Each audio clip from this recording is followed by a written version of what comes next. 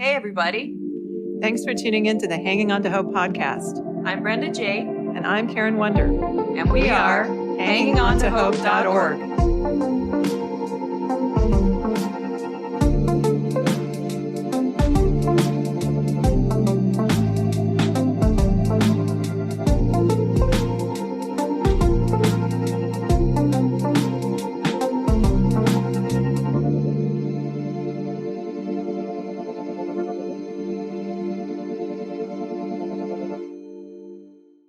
This podcast is intended as educational and is not psychological or medical advice.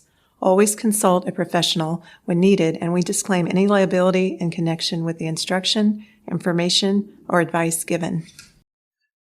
Hi, everyone. Welcome to the Hanging On to Hope podcast. This is Brenda J. Today we have Jeremy and Chris. They are the founders of Brothers in Healing, which is a nonprofit that helps trauma victims suffering from PTSD by providing financial assistance for treatment and education. Both men are retired law enforcement officers that experienced traumatic, life-changing experiences where their mental health was affected. They know firsthand that proper training and getting help for stressful events is key to success. So welcome to the show. Hey, thanks so much. It's a pleasure to be here. I know Chris and I are excited to have this opportunity, so I'd like to take the time to honor you guys and thank you for reaching out to us. It means a lot. It really does. Yeah. We do. We're always looking for ways to expand so we can get our message out. And when we have other people bring us in like this, it helps us and you and everybody else out there. Absolutely. Yeah. We agree. Continuing with part 2 with Brothers in Healing. What I want to emphasize is Chris and I fortunately realized something about the teenage mindset and the teenage brain. And this is where social media comes into play on this whole thing, is because the teenage brain is designed to start breaking away from your parents and your tribe at the home and to create your own individual tribe, right? So who is your tribe at that point in time? It's your peers, it's your classmates, right? Right. And so now if you're being bullied, that's the tribe that you're supposed to be going to, and they're ostracizing you. They're saying, you're not worthy, we don't like you. Well, that's really hard to hear. And so what would happen is Chris and I realized is with these kids, they're going home, and now these keyboard warriors, maybe the person that they're having an issue with, the bully, is like, I can't stand you. You're so ugly. Right. And now all these other people that want to join in on that, they start saying, yeah, exactly. And they give a thumbs up. Well, pretty soon that gets up, and that person who's being bullied looks at it and says, oh, everybody hates me. I'm worthless now. Mm-hmm. I had one girl say, everybody in this school hates me. I said, what do you mean? And she said, well, I had to deal with this post. And it was actually a threatening post, and I actually ended up pursuing criminal charges on it. But basically there was 536 likes. I went to the secretary and I said, is that really a truthful statement? Everybody here at this school hates you? Because I absolutely think you're amazing. And she said, well, everybody besides you. And we had 1,700 kids at the time. And so I showed her there's 1,700 kids here. But yes, I know it got 500 likes, but that's because of the group mentality. Sometimes these kids will just join in and give a thumbs up or, this, that, and the other.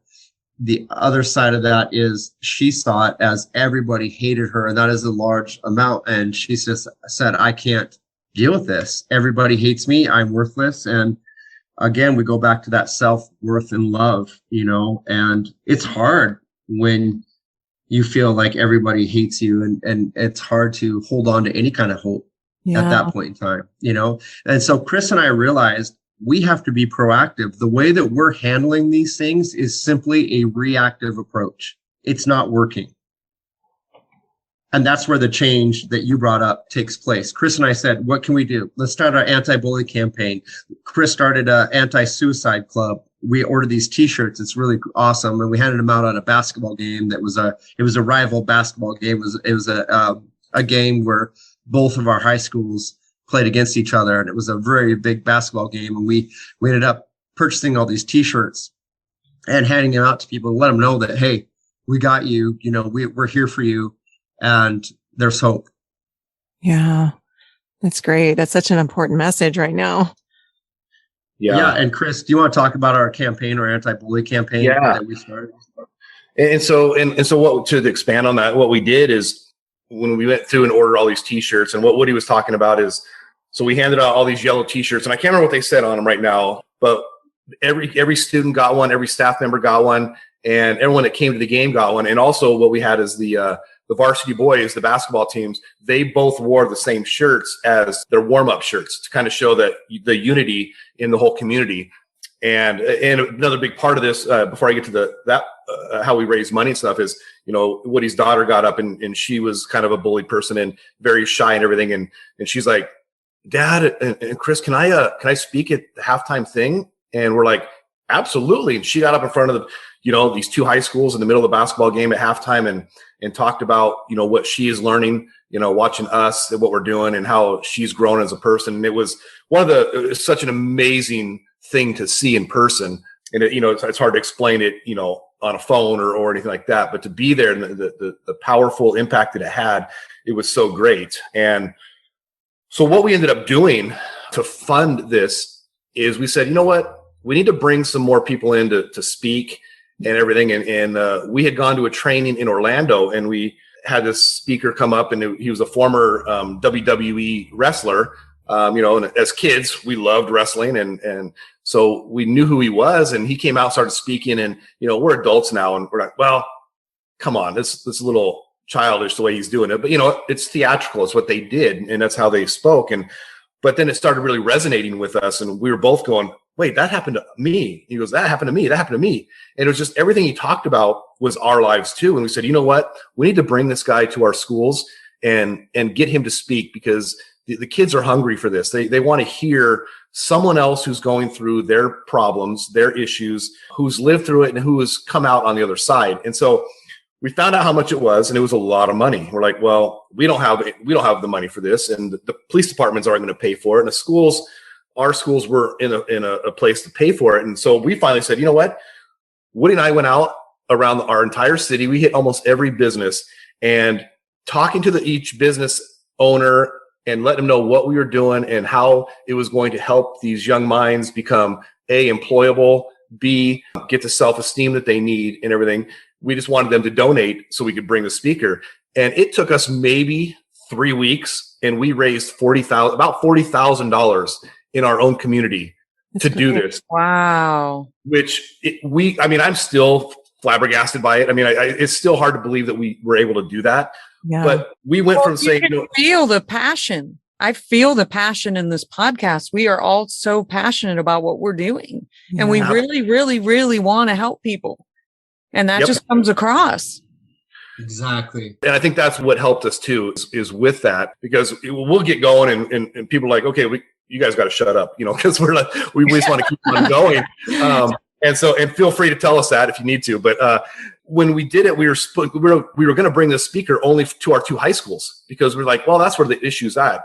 And then we started going, we have all this. And so then we called them back and said, hey, will you do all the middle schools too? And they ended up giving us a discount. And so we were able to have this assembly at every one of our schools in the city of Marysville with this speaker. And we developed this great relationship with him and his company.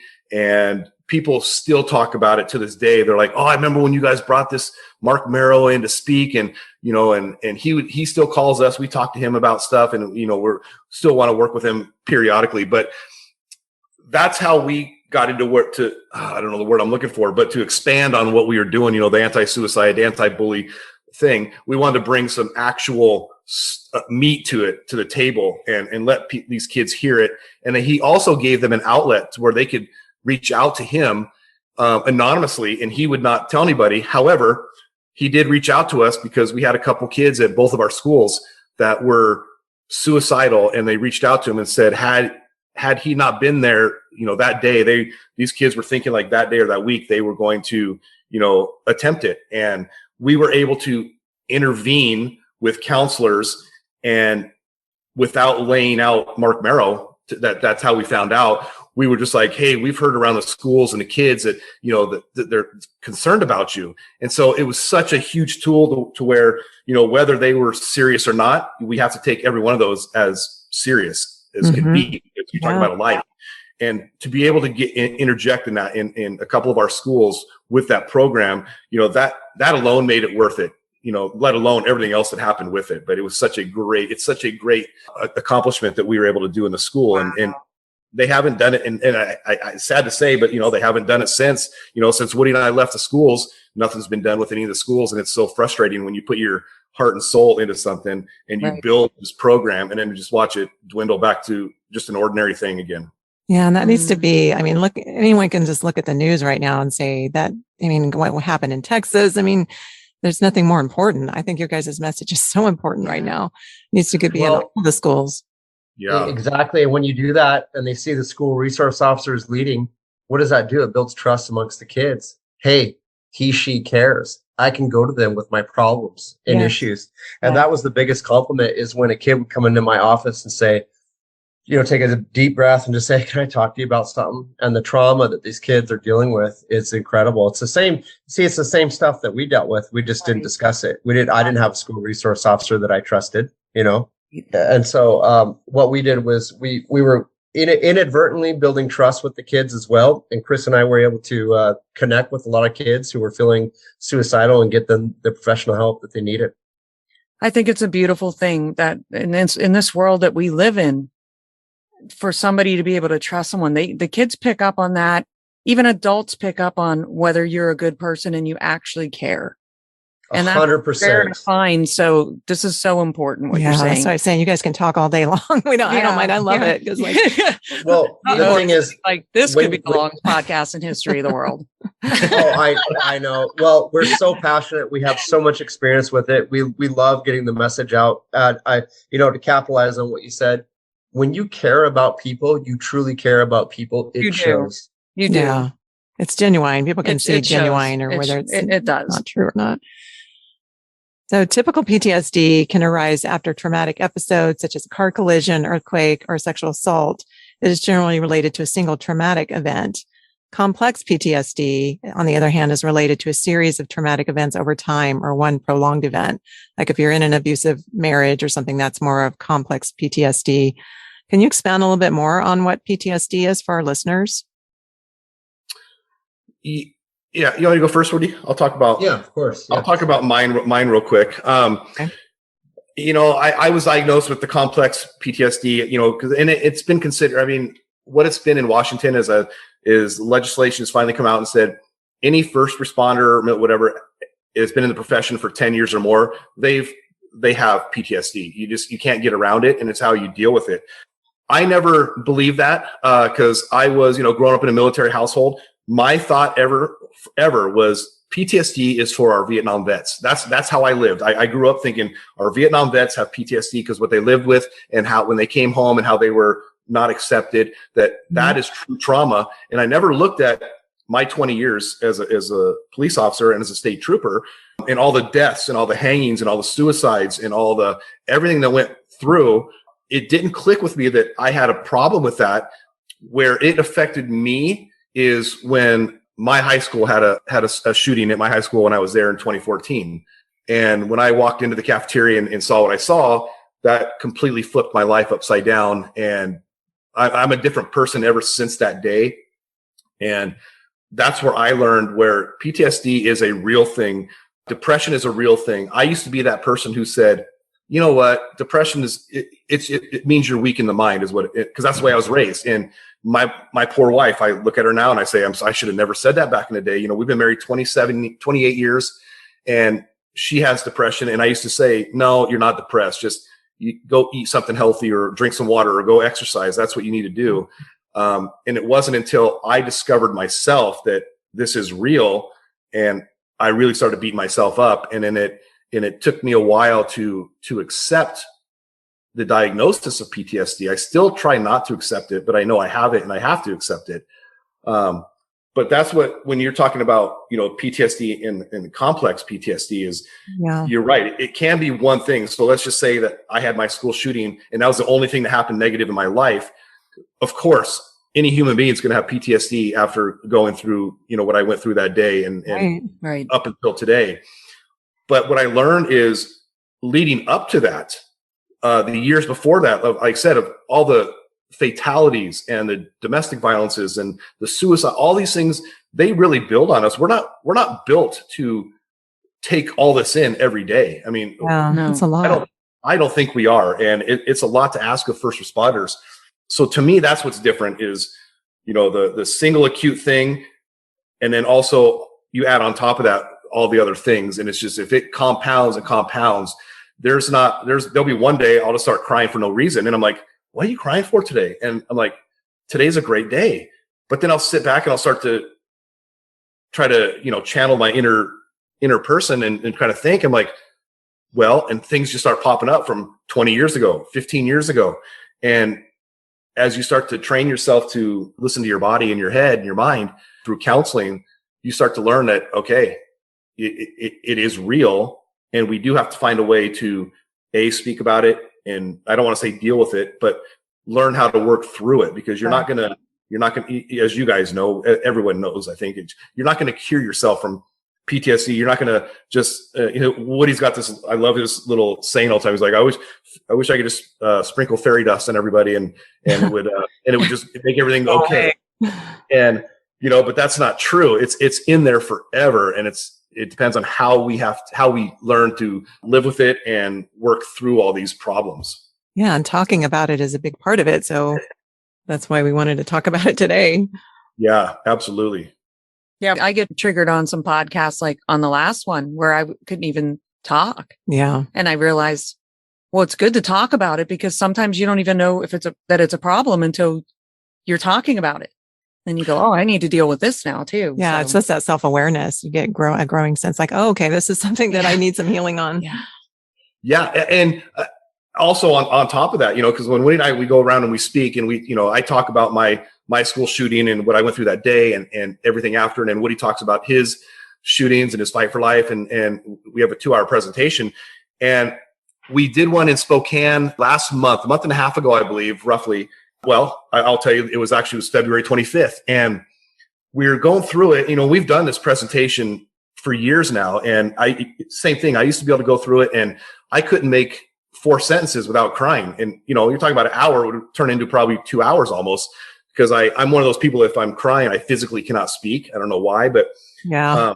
But through counseling, I learned how to tell my story instead of relive it, because that's what I was doing. Well, this last one in February, I couldn't get through hardly any of it.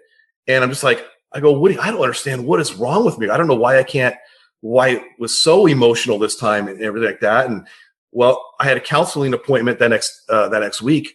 And I talked to him and he goes, well, Chris, it makes perfect sense. And I'm like, well, why? Well, my brother passed away at 29 years old of brain cancer in October back in 2005, I believe. Well, February 25th was his birthday. And that's one of the days we spoke on. And he goes, the body keeps a score. The score. Right. I was going to say, we were all saying it, and our brain was thinking it, but we didn't say it out loud. Yes. Yep. And I never believed that. And I was like, but wow. And once I started talking about it, it was real. I mean, it was 100% real that, the body keeps the score. Yes. I have that problem like the second week of May every year, because that's when I went through probably the biggest trauma of my life, like 4 years ago. Yeah. Our body. I mean, I was in trauma for 22 years, but that's when I finally had to go through the most trauma to get out of it. So did you want to add anything about PTSD? Because you didn't say anything. Yeah, here's something interesting that I learned. I think it's great for the viewers is sometimes I'd be walking around, maybe at Home Depot or at Costco, and this memory would just come to the surface, like a memory that I had suppressed inadvertently, like my fight for life that I was in, where a suspect was grabbing my gun, and all of a sudden this big detail would come in about a part of the fight that I totally forgot about, or a memory, and I couldn't figure out why, and it really made me feel like I was going crazy and insane, right? And I would fight that memory as much as I could. But what I learned through counseling and PTSD is what you focus on grows. So if now I'm trying to fight this memory, now I'm focusing on it even more. And now there's this internal battle going on. And I lacked the understanding of why that memory would surface at that moment in time. And what I learned through licensed clinical psychologists is that I was given this word picture, and I love it. And I want to share this with anybody and everybody, is that's your brain's way of healing when you start remembering these memories and having flashbacks and things, because your brain says, well, it's safe to heal now. And that memory is like when you pour a seltzer or a soda pop, like maybe a Sprite or a Coke into a glass, you look at the bubbles, and that bubble represents a memory, and it'll leave the bottom of that glass and float to the top and poof, release the memory into your brain like that. And it's because you feel safe at the time and your brain is ready to deal with that particular memory. Well, I didn't know that. So as I started to heal from PTSD, now all of a sudden all these flashbacks and memories are happening. And I of course, my brain says, whoa, wait a minute. What's going on here? This doesn't feel safe. And yeah, exactly. So your brain will trick you. Just keep going with it. Keep going back to the counseling. I know it's tough. I know it's hard. I know the memories are tough to deal with. And it's the grieving process, and to feel that sadness and sorrow. You don't have to suppress that. You can allow it in, sit with it, and allow it to pass when it's ready. And when you take that approach, it's much better than what I used to do. I used to try to change the channel. Why am I feeling this way? Why is this memory popping into my head? This, that, and the other. And once you realize it's just your brain's way of healing, it's just going like, oh, well, it's part of the healing process. Okay. Yeah. So that made it a lot easier for me. That's good. That's really, really good. I'm reading this book right now called it's something similar. I can't remember exactly the title, but something about buried feelings never die. And it's basically saying that you do need to feel your feelings. We always think we avoid it. But when you feel it, and then just, it doesn't last forever. It is painful when you're feeling it, but then it's gone, I'm maybe not completely gone, but it's lessened and it's not as bad as, we anticipate it. We just avoid it. Like, I don't want to feel this pain. Right. But when you feel it and let it, let your body experience that, then it is a healing process. It's not something you have to, avoid. Gosh, I love that. That's so perfect. And Brene Brown, in her book about guilt and shame, talks about how does guilt and shame grow? It grows in the darkness, right? Yeah. And that's the same with PTSD. That seed will keep growing. It's like weeds. You don't have to water weeds. They just grow on their own. That's the same with PTSD, and this guilt and shame that you may be feeling about it doesn't necessarily have to be there. By talking about it and avoiding talking about it can make it feel bigger than really what it is. Right. And that's another thing that I learned is by being open. I was a very, very private person. I was raised, you don't talk about our family issues. Nobody needs to know what's going on behind closed doors. Well, what did that do?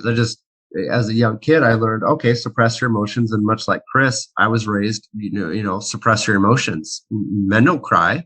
And so when you apply that philosophy later on in life, it just does not work. And it allows that seed to grow. And then you look, and Chris and I give this, when I talk to someone and they're like, well, I don't know if I need help. I don't know if I need to talk about it. Well, if you had a broken bone, would you go in and see the doctor? Yeah, I'd go get a cast put on it. You have a toothache or something's wrong with your teeth or gums, you go into a dentist. Well, if something's not feeling right upstairs, why not go see a psychologist? That's what they specialize in, right? Right. And that's the thing I wanted to share about this PTSD journey that we're on, is because I didn't go seek professional help from a licensed clinical psychologist who deals with trauma, right? I went and saw a medical doctor first. And what did the medical doctor say? Well, here, take these pills. Here's these antidepressants. Well, that's fine to take medication in conjunction with when you're treating the roots as well. Right. But to take another substance and treat the branches and not the roots. Well, how is that different than alcohol? Because alcohol is a drug. What?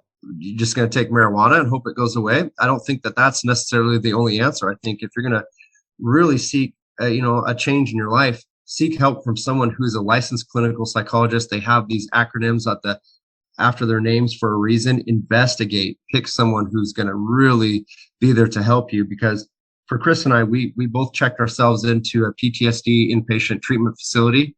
It was 35 days of treatment. You can't leave the facility. It was the best thing I ever did. Oh, wow. That's great. It's a great message. Yeah. So that kind of gets into the next question. So does your nonprofit handle both types of PTSD, and what types of therapy are out there for PTSD? Now, we did a podcast with Megan Dono, and she went over all the different therapies like EMDR. There's DNMS now, which goes, so EMDR covers a specific, like I did EMDR and so did she. You did a little DNMS, right? Yeah, I did a little bit of that too. So that covers like a series when you like a lifetime of events like I've had. So go ahead and expound on that a little bit if you can. Chris, why don't you take the lead, and then I'll follow up when you're done. Yeah, we don't exclude anything. And even if it's a first responder, let's just say they're not even or military, and they say, or they're not accepting that it's PTSD or whatever, or let's just say it's an alcohol addiction or it's a drug addiction and it's affecting their job and they need to get to treatment. Absolutely. We are going to support 100% anything that somebody brings to us, because we, like Woody said, we both checked ourselves into, we ended up going to Deer Hollow in Utah, and Woody and I have known each other for 28, 29, whatever. It's been a long time, and we've worked together and we went through all this stuff kind of together. And yet even he and I didn't tell each other that we were going into treatment. When I finally had my breaking point, I called one of our friends at the PD who had went to treatment, and I said, something's going on in my head, and if I don't do something right now, I'm afraid I'm not going to be here much longer. And he goes, well, I'll make a phone call. He got me a bed, and I sent a couple texts out, and I sent it to Woody, and I go, hey dude, I'm sorry, I'm probably not going to talk to you for about 40 days. I'm going to get some help. And all of a sudden he writes back, he goes, what are you talking about? And so finally I said, well, this is what I'm doing. And Woody's charisma is so awesome, because the way he tells some of these stories, it just makes you really feel what we were going through, because he's like, you son of a whatever, it's a true story. He was already in line to go to the treatment place. And then once I got my name in there and they said, oh, well, you guys both can't go there because you guys are like best friends and you're not going to share in all this. And so he calls me, he says, well, now I can't go. I got to wait till you're done. And I'm just like, oh, sorry. I didn't mean that. And then, you fast forward to our very last week, and they pulled me out of class or out of one of our sessions. And I'm like, oh, great. Now what did I do? And they said, well, so Jeremy, he needs to come in and he's got some time restriction, whatever. And we're just worried that you guys aren't going to be open and vulnerable. And I went, oh, no. Don't worry about that. I said, in fact, him and I are going to hold each other even more accountable when we're in there. And it was true, because when he did come in there, so we overlapped my last week, his first week. And when this first week, when you're in there, you have to do this steps throughout your life every 3 years or 4 years. I can't remember, or 5 years. From 0 to 5, 5 to 10, from a baby. And I remember when he was done, and he's already all beat up, because when you go through this stuff, I mean, you're crying, you're sobbing, you are reliving all these traumas that you've gone through. And poor Woody is sitting there and he thinks he's done. I'm like, well, I raised my hand, because in fact, I'm the one, I'm charting it on the whiteboard, because we have to write everything down. And I said, well, hey, Woody, how about you talk about this? You forgot about, And so I think I pulled up like 3 or 4 things. And so when he did it, we had a good laugh about it. But like you skipped something. yeah. And I know it wasn't intentionally, and, and it probably could have went without saying, but I was like, no, we're going to show these people that we're holding each other accountable, because we both wanted to heal 100%.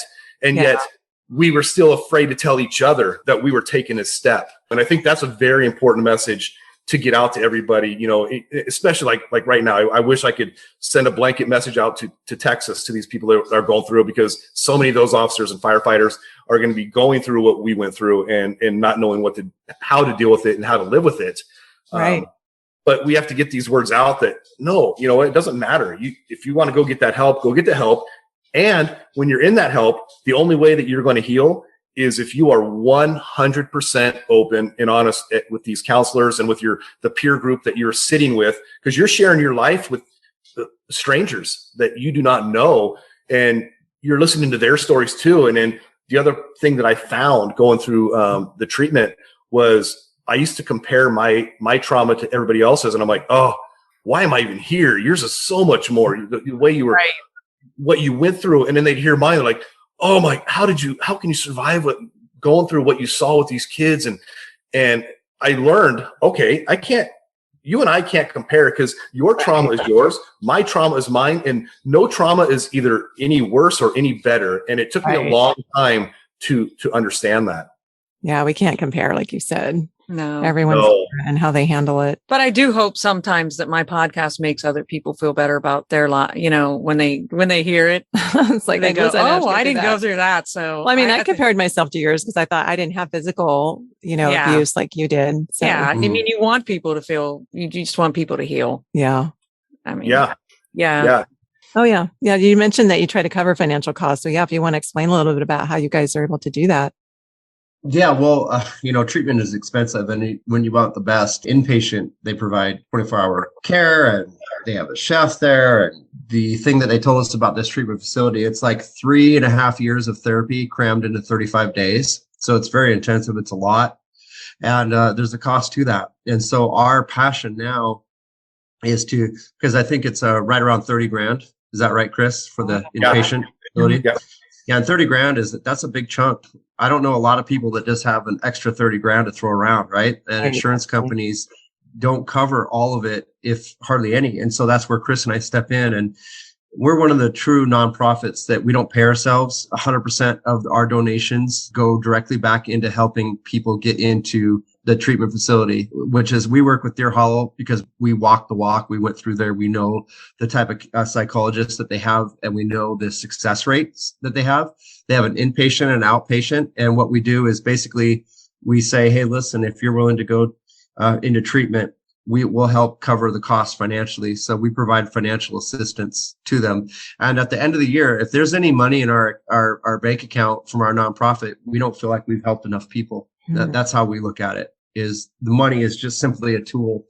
And we try to get them into treatment, and we'll also even at times, if needed, help cover their families' bills at home, like power and food and whatever it takes for that person to go seek help and treatment. We try to get them in there, and then also take care of the family as well when we can. That's incredible.